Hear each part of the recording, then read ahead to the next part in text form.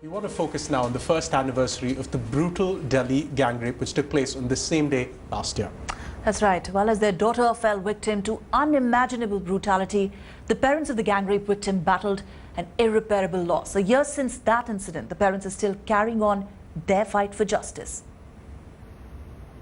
Delhi gang rape को 1 साल होने को आ गया है और गैंगरेप के बाद तमाम चीज़ें व्यवस्था बदलने की सरकार ने दावे किए थे। इन दावों में कितनी ज़मीनी हकीकत है उसको जानने के लिए आप पहुँचे हैं उस बेटी के परिजनों के पास, यानी माँ बाप के पास, जिन्होंने अपनी बेटी खोई है और दिल्ली ने एक अपनी बेटी खोई है।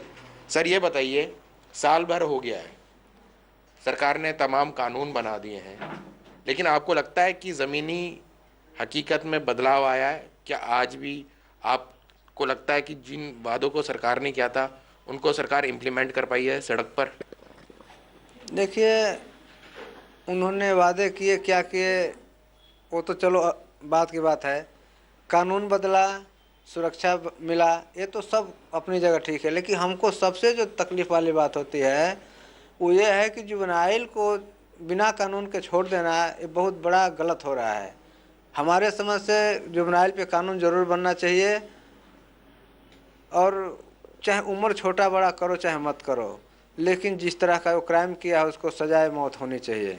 यह हमारी हमेशा मांग रही है और रहेगी। आपका कहने का मतलब है जो नाबालिग बच्चे इस तरीके से क्राइम कर रहे हैं और आपको लगता है कि वो क्राइम नाबालिग नहीं कर रहा है बल्कि एक बालिग ही कर रहा है, उसकी सोच बालिग वाली है और उसको उसी तरीके से ट्रीट किया जाना चाहिए, किसी भी हालत में उनको नहीं छोड़ना चाहिए। आप क्या इस बारे में विचार रखती हैं मैम?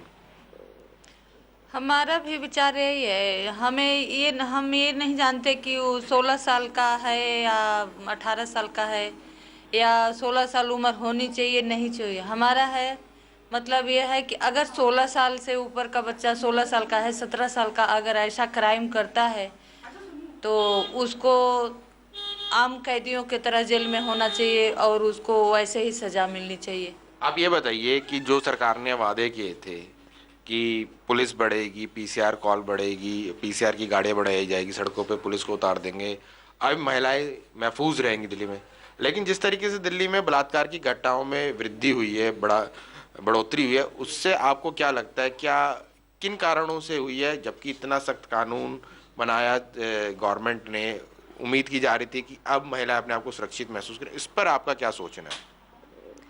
देखिए, सब कुछ बदला है, सब कुछ अपने जगह ठीक है और धीरे धीरे चलेगा, लेकिन जो घटनाएं बढ़ी है तो वास्तव में वो बढ़ी नहीं है।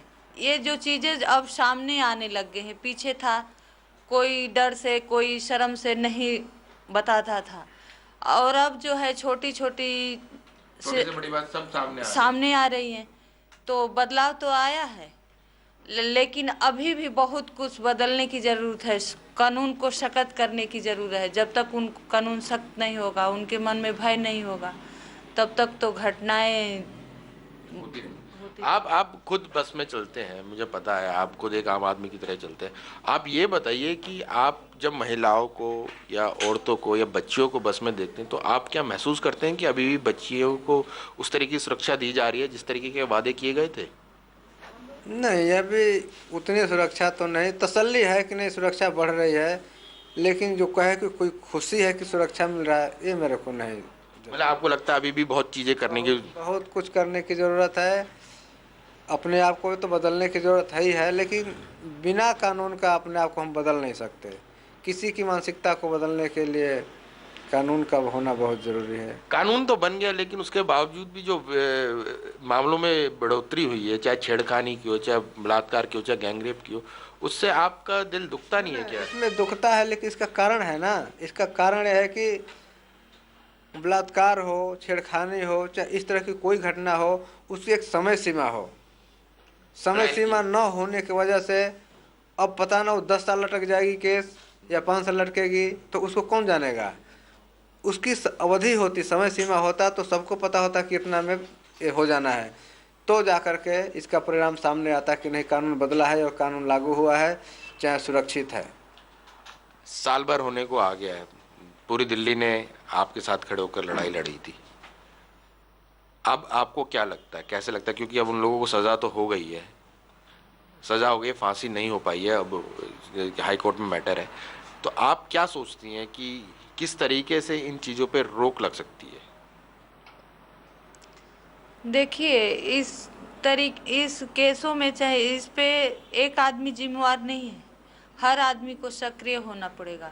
सबको एकजुट होकर बहुत बारीकी से इस पे काम करना पड़ेगा, चाहे सरकार हो, चाहे पुलिस हो, चाहे आम जनता हो, सबको एकजुट होकर काम कर, क्योंकि इस घटना का जिम्मेवार सिर्फ एक आदमी नहीं है, हर अर्थव्यवस्था है। तो हर अर्थव्यवस्था को बहुत बारीकी से काम करना पड़ेगा और साथ साथ कानून को तो सख्त होना पड़ेगा। जो ऐसे केसें हैं उनको 5-5 साल लटकाने के बजाय उनको जल्दी से निपटाया जाएगा।